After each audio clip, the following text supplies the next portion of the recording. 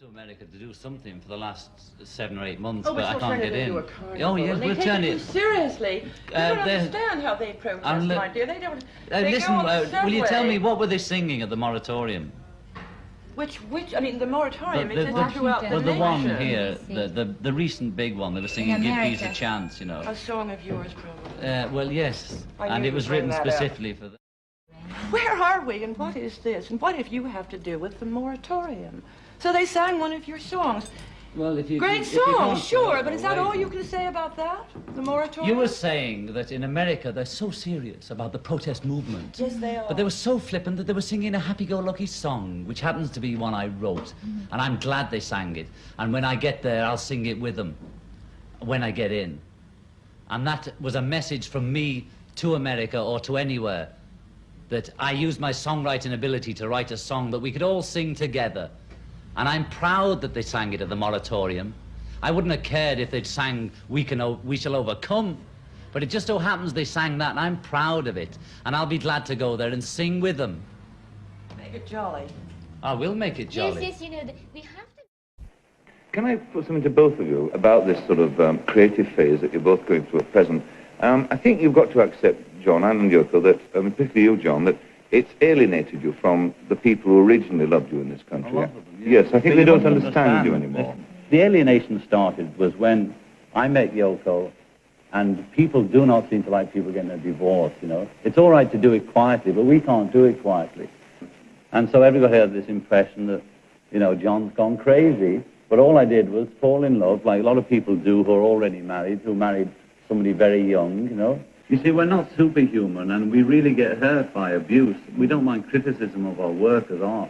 But, I mean, the British press actually called Yoko ugly in the papers, and I've never seen that about any woman or man. Even if a person is ugly, you don't normally sort of say it in the paper, you know, that ugly woman, and she's not ugly, and if she was, you wouldn't be so mean. They even say attractive about the most awful-looking people, just to be kind. But that's the kind of treatment we were getting at that time, and it really hurt us.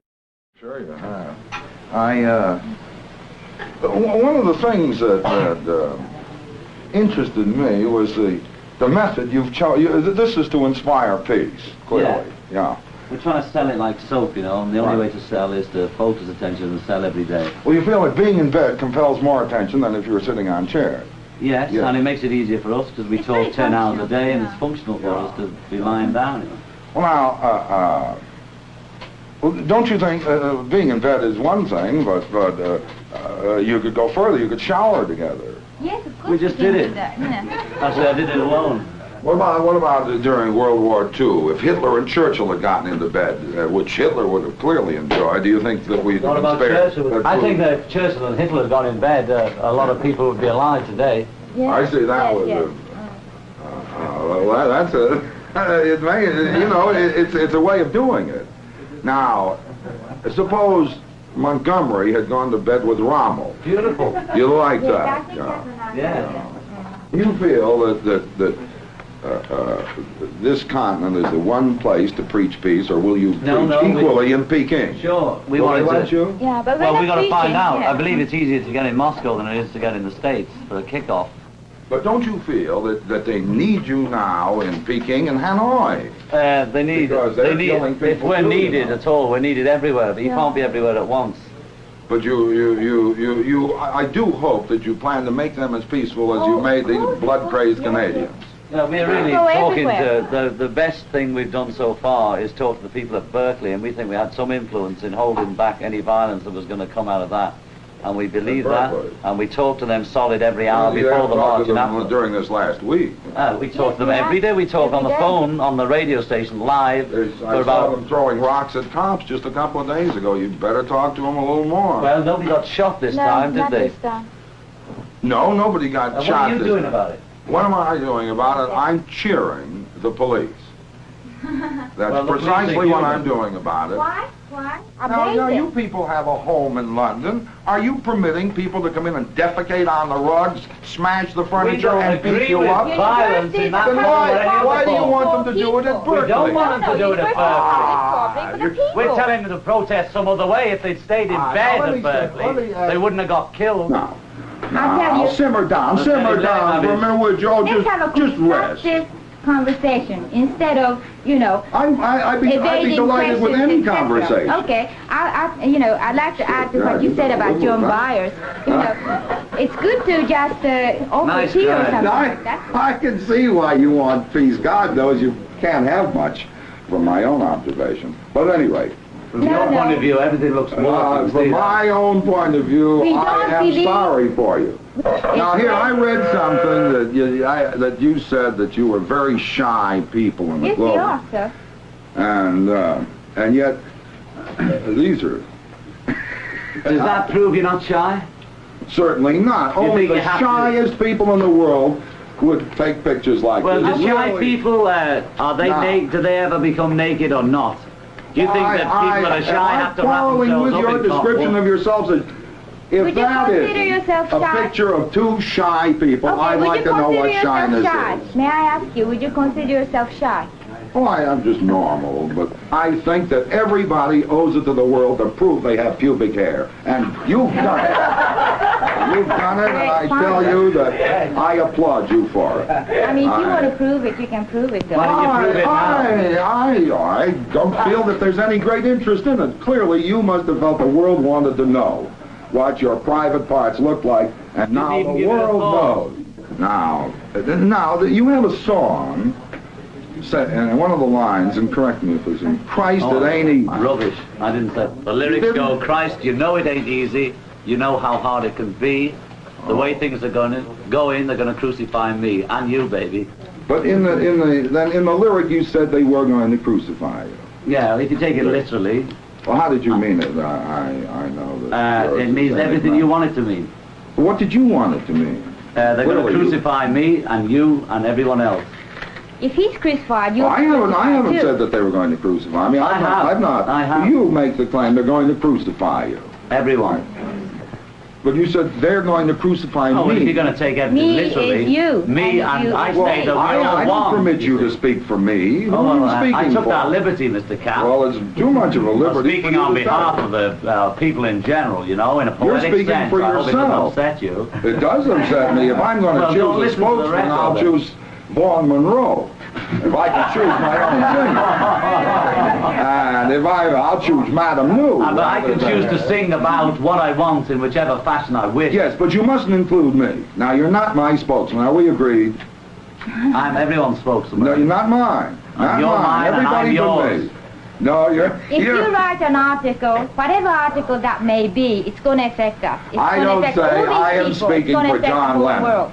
As a representative of the human race, I'm speaking for us all, whether you like it or not. Whatever race you're the representative of, I ain't part of it. Well, maybe yours is the human race, and mine is something less pursuit. Who do you write your cartoons for?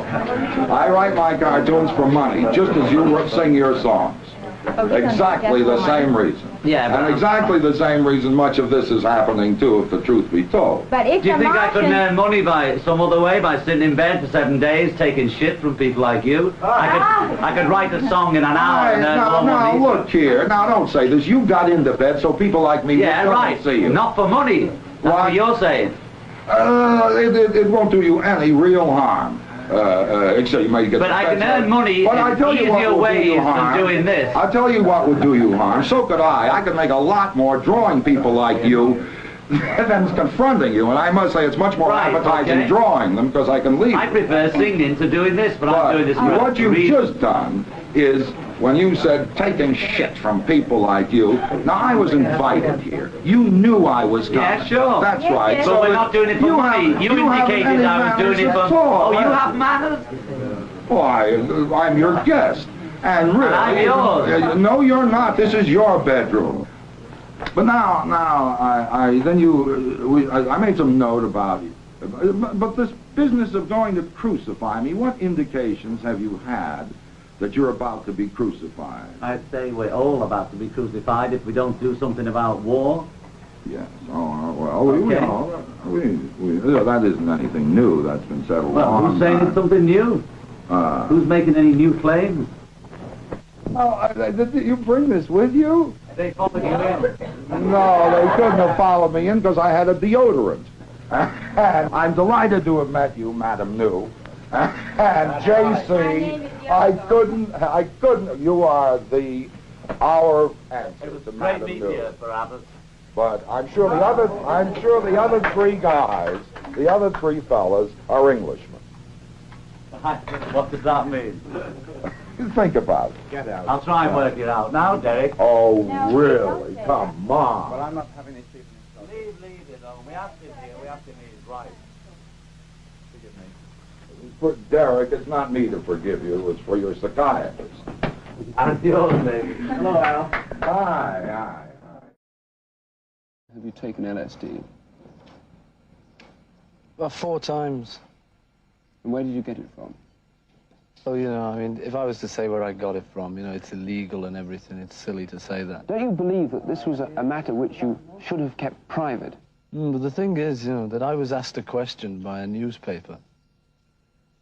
And the decision was whether to tell a lie or to tell him the truth, you know. I decided to tell him the truth.